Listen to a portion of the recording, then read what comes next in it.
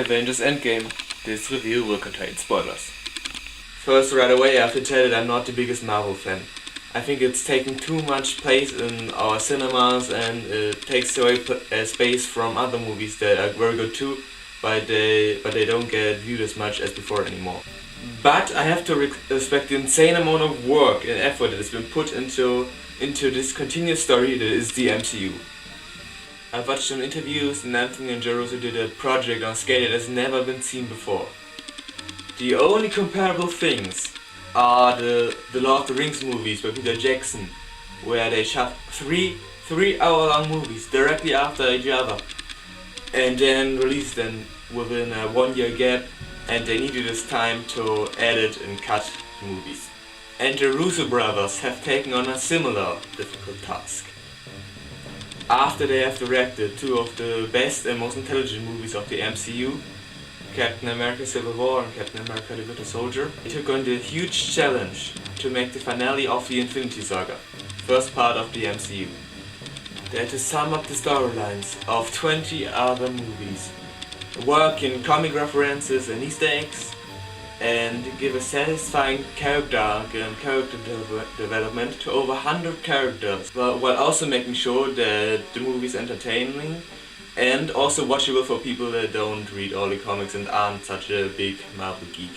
They just had to make sure that the viewer keeps the overview. And for that they made the risky decision to put Thanos, the antagonist of the story, as the protagonist. And the whole story circles around him in Infinity War. This decision made it possible to control the screen time of the movie, and the superheroes that normally live the stories on their own and are normally the protagonists became side characters.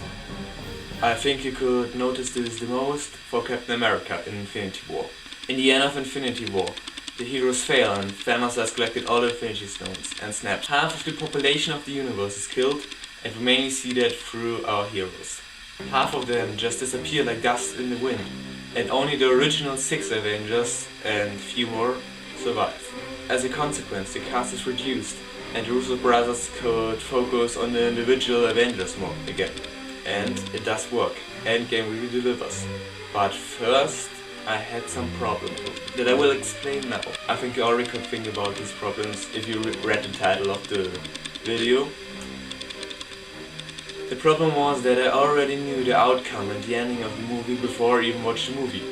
And I didn't stumble across spoilers online, or like on YouTube, Instagram, or on some other page where people watched the movie and spoiled it. No, I was spoiled by Marvel Studios themselves. I can understand that they want to advertise their future movies like Spider-Man Far From Home, but already announcing that makes me know after Infinity War Spider-Man will come back in Avengers Engame. That just ruins a little bit all the fun for me, because how am I supposed to enjoy a movie where I already know that the heroes will win? Wouldn't it be even more interesting to see a movie where you just have the outcome of Infinity War and have no idea what is going to happen in the movie, how the Avengers will deal with these changes, and where you have no clue that Doctor Strange will open up all the portals and all the other Avengers will come through it? It would have been even more epic, because you really wouldn't expect it. I can understand that they want to advertise future movies like Spider-Man Far From Home 2. Already the title of the movie gives us the information that Spider-Man will be resurrected and lives again. And it just takes a little bit away the tension, because you know that in the end of Endgame the heroes will come back and everything will be like before.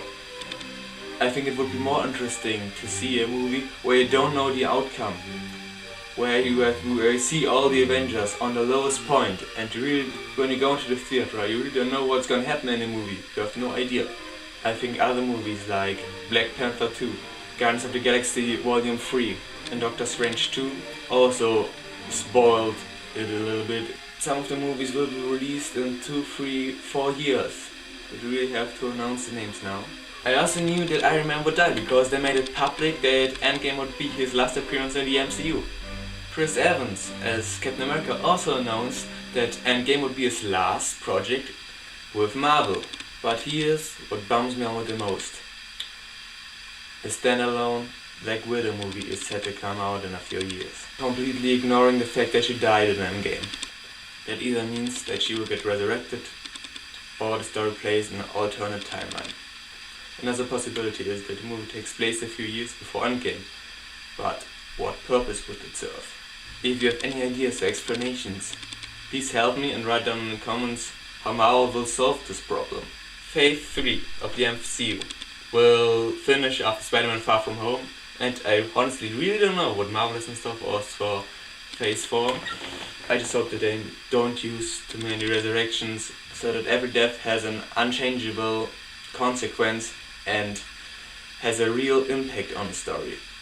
Because I think it's hard to be taken serious when you can revive any character at any given time when you need him, and just kill him off, revive him. That's stupid. Every death should have a huge impact on the story and leave an impact. Like Iron Man and Steve Rogers in Infinity War. And so we go to my review part, because there wasn't just bad things about Endgame, and honestly I really love this movie. Apart from the spoilers that I knew before that Marvel gave me, and I kinda know what I had to expect, the movie really subverted a lot of my expectations and gave me some storylines that I've never seen in this form before. It really has some most epic and breathtaking moments in all of cinema history, like the Avengers Assemble moment, or when Captain America lifts for Thelma, and that's really just awesome. I think it's even better than The Lord of the Rings at some points. It's really clever to give so many references to previous Marvel movies and to let the characters travel back in time to appear in these old movies. And the movie also had a lot of heart, stays true to its characters, and has a lot of funny scenes, especially in the beginning. A big setup.